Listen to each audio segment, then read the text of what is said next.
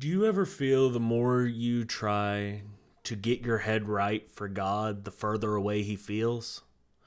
Society says you have to be productive to be valuable. We've brought that into our very faith and called it improvement, chasing after God. But God isn't looking for a polished statue. He's looking for the person in the dirt. Our very faith has been corrupted by this self-help culture. Our very societal worldview has created the idea of a sanity tax. You must pay before God can use you. We've turned getting our head right into a prerequisite for God. And for many, that requirement is literally killing you.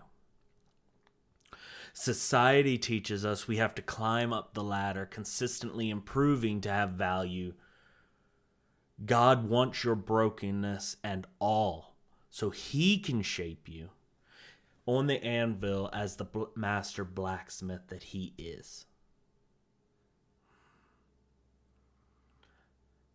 What I'm not saying is counseling, self-help, and improvement is a bad thing. I'm talking about spiritual matters. That being said, your mental chaos isn't always an attack. It's the Lord tearing down the rusted, temporary building of your old coping mechanisms, fueled by pride, the need for isolation, or hypervigilance, in order to build something eternal.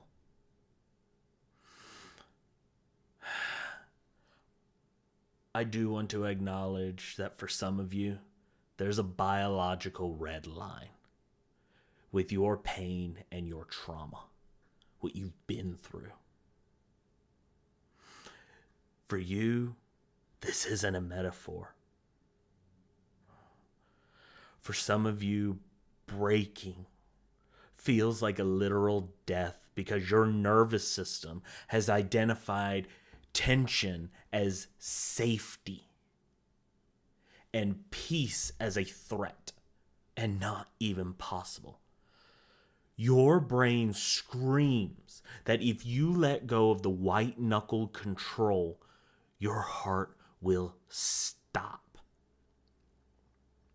It literally feels like falling apart because the old man, the self-reliant soldier in you, is being surgically separated from your spirit. This version of you has to die for the spirit to breathe. It isn't betterment. It's a systematic shutdown of the flesh. This is a good thing. This is sanctification. God is not a careless arsonist. He is a master blacksmith. He built your frame and knows the melting point of the metal. He isn't looking to give you a stroke. He's looking to retire the warrior in you that's still fighting a war that Christ has won, paid for, and now wants to bring you into it and shape you within that living sacrifice.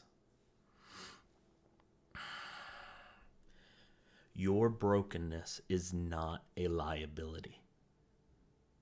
It is your combat experience. Knowing is a blessing in disguise.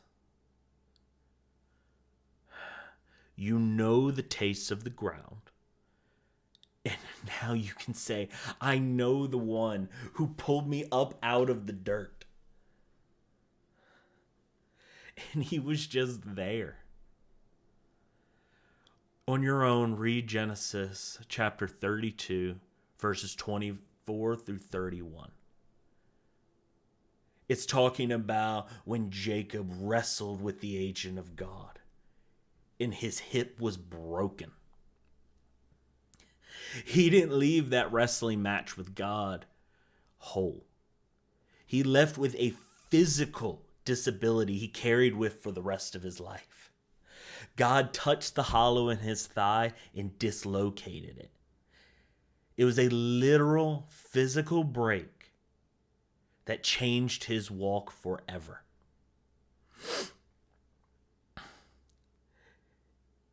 But he survived the encounter.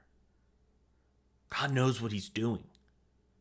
He knew the man Jacob was and who he needed him to be, Israel. He walked away with a limp, but it was the trophy that kept him from walking back into the self-reliance. It was a permanent physical mark of the spiritual authority. He didn't leave fixed. He left marked. And in this case, it was for the better. We are talking about resurrection. Resurrection only happens to things that are dead or broken. If you've ever seen revival or revitalization for someone who's on the brink of death, it is violent. It is scary.